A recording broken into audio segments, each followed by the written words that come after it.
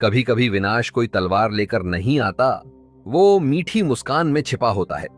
कभी कभी मौत प्यास बनकर नहीं आती, वो सलाह बनकर आती है।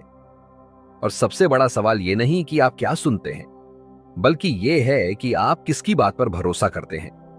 ये कहानी है एक ऐसे जंगल की जहां न पानी था न छाया, लेकिन वहां थी धोखे की माया। जहां गए थे दो व्यापारी, एक मूर्ख जो जल्दी पहुंचना चाहता था और दूसरा बुद्धिमान जो सही पहुंचने में विश्वास करता था। यह एक प्रतीकात्मक बौद्ध कथा है जो हमें सिखाती है कि विवेक और धैर्य किसी भी माया जाल को मात दे सकते हैं। और अगर आप जानना चाहते हैं कि कैसे एक अकेला सही फैसला सैकड़ों जाने बचा सकता है, तो इस वीडियो को अंत तक जरूर देखें, क्योंकि जवाब कहानी के आखिरी मोड़ पर छिपा है। बहुत समय पहले वाराणसी में एक धनी और ज्ञानी व्यापारी रहते थे, बोधिसत्व। उनकी ख्याति दूर दूर तक फैली थी। उनके पास थीं 500 बैलगाड़ियां और सैकड़ों कर्मचारी। उसी नगर में एक और व्यापारी था, वैभवशाली लेकिन विचारहीन। वह भी व्यापार करता था, लेकिन उसे यह नहीं पता था कि कब सोचना है और कब रुकना। एक बार दोनों ने तय किया कि वे दूर देश जाकर व्यापार करेंगे, लेकिन रास्ता एक ही था, एक भयंकर जंगल से होकर गुजरता हुआ। उस जंगल की सबसे बड़ी विशेषता थी 60 योजन तक पानी नहीं मिलता। रास्ता कठिन था, जानवरों और लोगों के लिए घातक। बोधिसत्व ने उस मूर्ख व्यापारी को बुलाया और शांत स्वर में कहा, यदि हम दोनों एक साथ जाएंगे तो ना रास्ता बचेगा, न खाना न पानी। बेहतर है हम में से एक पहले जाए, दूसरा कुछ दिन बाद। मूर्ख व्यापारी ने सोचा, पहले जाने में ही फायदा है। रास्ता साफ मिलेगा, हरी घास, फल फूल मिलेंगे, पानी मिलेगा और व्यापार भी पहले कर लूंगा। उसने कहा, मैं पहले जाऊंगा।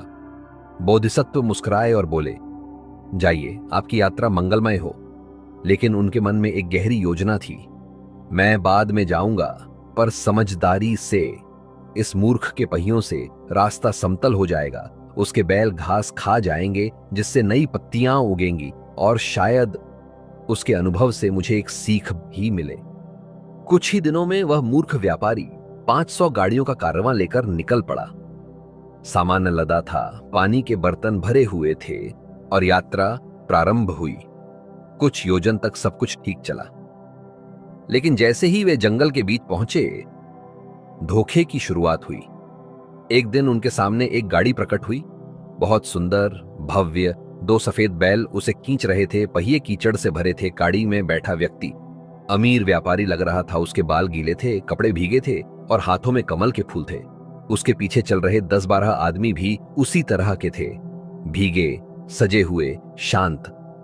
वह गाड़ी पास आई और उस मूर्ख व्यापारी को देखकर रुक गई। गाड़ी में बैठे व्यक्ति ने मुस्कुराकर कहा, भाई, आप कहां जा रहे हैं? मूर्ख व्यापारी ने जवाब दिया, हम फलां देश जा रहे हैं। और आप? उसने कहा, मैं वहीं से आ रहा हूं। आगे तो पानी ही पानी है, तालाब, झरने, बाढ़, हर तरफ जल ही जल है। हम तो बस गाड़ी में भीगते भीगते लौटे हैं। मूर्ख व्यापारी को लगा सी बात में सच्चाई है। उसने देखा उनके कपड़े भीगे हैं, बैल थके नहीं हैं, सब सामान्य दिख रहे हैं। उसने पूछा, क्या सच में आगे पानी मिलेगा? उस व्यक्ति ने कहा, अब तो आपकी मटकों की जरूरत ही नहीं। पानी फेंक दो, गाड़ी हल्की करो और आराम से यात्रा करो। बिना सोचे, बिना परखे मूर्ख व्यापारी ने आदेश दे दिया, पानी फेंक दो, मटके तोड़ दो। गाड़ियां हल्की हुईं, लोग संतुष्ट हुए और यात्रा आगे बढ़ी। लेकिन जैसे जैसे कारवां आगे बढ़ा, न तालाब मिला, न झरना, न पानी की बूंद। सूरज तपने लगा, बैल लड़खड़ाने लगे, लोग बेहोश होने लगे। भूख प्यास से व्याकुल होकर सभी जमीन पर गिरने लगे। और जब रात आई, तब वे सभी मायावी प्राणी उस दल पर टूट पड़े। लोगों और जानवरों को मार डाला गया, उनका मांस खा लिया गया। गाड़ियां, धन संपत्ति सब वैसे ही छोड़ दी गईं, क्योंकि मायावी शक्तियों को धन नहीं चाहिए था, उन्हें चाहिए था मूर्खता। कुछ सप्ताह बाद बोधिसत्व अपनी 500 गाड़ियों के साथ उसी मार्ग पर चल पड़े। जब वे उस बीहड़ जंगल के समीप पहुंचे, तो उन्होंने अपने सभी सेवकों को एकत्र किया और स्पष्ट आदेश दिए, इस जंगल में 60 योजन तक जल नहीं मिलेगा। रास्ता कठिन है और इसमें अदृश्य संकट छिपा हुआ है। हर कोई अपने पानी के बर्तन भरकर चले। बिना मेरी अनुमति के कोई भी किसी भी पत्ते, फल या जलस्रोत से कुछ न खाए, न पिए। उनकी आंखों में अनुभव की चमक थी और स्वर में ऐसा विश्वास कि सभी सेवक गंभीरता से सिर हिलाकर तैयार हो गए। बड़ी सावधानी के साथ कारवां ने जंगल में प्रवेश किया। यात्रा कठिन थी, लेकिन सब कुछ संयमित ढंग से चल रहा था। कुछ योजन बाद वही दृश्य फिर से घटित हुआ। एक अत्यंत सुंदर गाड़ी 2 सफेद बैलों द्वारा खींची जा रही थी। उसके पहियों में कीचड़ लगा था। गाड़ी पर बैठा व्यक्ति अमीर व्यापारी के रूप में सजा था। बाल गीले, कपड़े भीगे, हाथों में कमल के फूल। उसके पीछे चल रहे लोगों के भी कपड़े और चेहरों पर वही कृत्रिम गीलापन था। वह गाड़ी धीरे धीरे बोधिसत्व की ओर आई। उस व्यक्ति ने मुस्कुराकर कहा, आप भी इसी जंगल से जा रहे हैं? हम तो अभी सामने वाले हर एक क्षेत्र से लौट रहे हैं। वहां हर दिशा में पानी है, तालाब, बारिश, झरने। हमें तो रास्ते में पानी ढोने की जरूरत ही नहीं पड़ी। बोधिसत्व ने उसकी आंखों में देखा। चेहरा भले ही शांत था, पर उसकी आंखों में कपट की हल्की चमक थी। उन्होंने गौर किया, उसकी देह की छाया जमीन पर नहीं पड़ रही थी। उनका अनुभव जागा। बोधिसत्व ने सबको एकत्र किया और शांत स्वर में पूछा, क्या किसी ने रास्ते में ठंडी हवा का झोंका महसूस किया? नहीं। कहीं बादल देखे? नहीं। बिजली की चमक या गरज की कोई आवाज? नहीं। बोधिसत्व बोले, तो याद रखो, जहां पानी होता है वहां हवा में नमी होती है, ठंडक होती है, वहां पक्षियों की चहचहाहट होती है, बादल दिखाई देते हैं। लेकिन यहां तो केवल सन्नाटा है। जिसे तुमने इंसान समझा वह मायावी था। उसका लक्ष्य था हमें भ्रमित करना। और जो व्यापारी पहले गया था वह शायद इसी छल का शिकार हो चुका है। बोधिसत्व ने आदेश दिया, कोई भी पानी का बर्तन नहीं फोड़ेगा। हम सावधानी से आगे बढ़ेंगे। सभी सेवकों ने सिर झुकाकर आदेश का पालन किया। कुछ ही योजन के बाद वह दृश्य सामने आया जिसने सबका दिल कंपा दिया। सैकड़ों गाड़ियां लदी हुई थीं, लेकिन आसपास केवल हड्डियां थीं। न आदमी था, न बैल, सिर्फ खामोशी और मृत्यु की गंध। बोधिसत्व ने वहां रुकने का निर्णय लिया। गाड़ियों को गोल घेरे में लगवाया गया। भोजन बांटा गया। रात के लिए पहरेदार नियुक्त किए गए और पूरी रात कोई विपत्ति नहीं आई। सब कुछ शांत रहा। प्रातःकाल बोधिसत्व ने देखा कि कुछ गाड़ियां टूटी थीं, पर अधिकतर सुरक्षित थीं। उन्होंने अपने सेवकों से कहा, जो गाड़ियां टूटी हैं उन्हें छोड़ दो। इस दल की गाड़ियां बेहतर हैं, इन्हें साथ लो।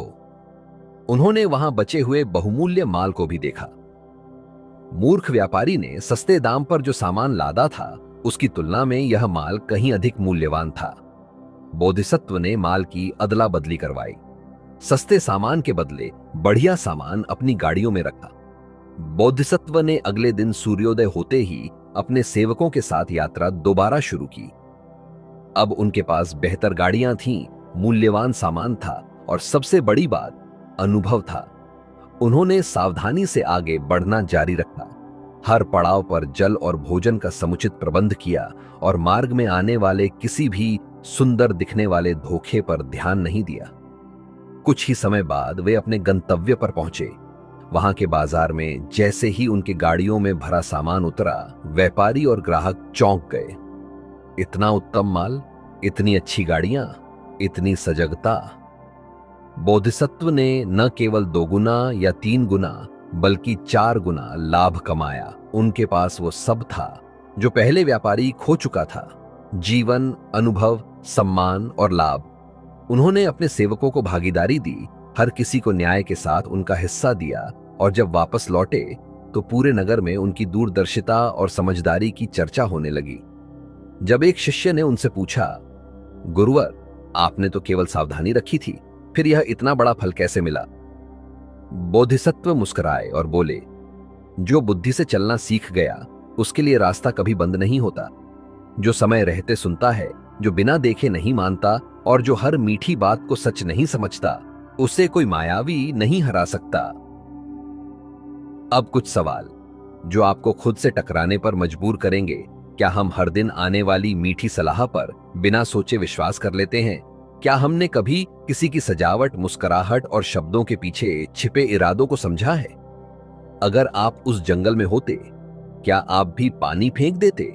क्या हम भी कई बार दिखावों की दुनिया में सतह देखकर निर्णय ले लेते हैं? अगर इस कहानी ने आपको सोचने पर मजबूर किया हो, अगर कहीं ना कहीं आपने भी अपने भीतर एक अनुभव को पहचाना हो, तो इस वीडियो को लाइक कीजिए, कमेंट में बताइए आपके जीवन में वो कौन सी मायावी सलाह थी जो सही समय पर पहचान ली, और इस वीडियो को शेयर कीजिए ताकि अगली बार कोई भी बिना देखे पानी न फेंके। सब्सक्राइब कीजिए बुधा द साइंटिस्ट को, क्योंकि यहां हम कहानियां नहीं, चेतना जगाते हैं। धर्म कोई मंदिर या मूर्ति नहीं है। धर्म है समय पर सोचना, विवेक से चलना और सबसे ऊपर खुद पर विश्वास करना। तर्क करें, सोचें और सवाल जिंदा रखें। मिलते हैं अगले एपिसोड में। धन्यवाद।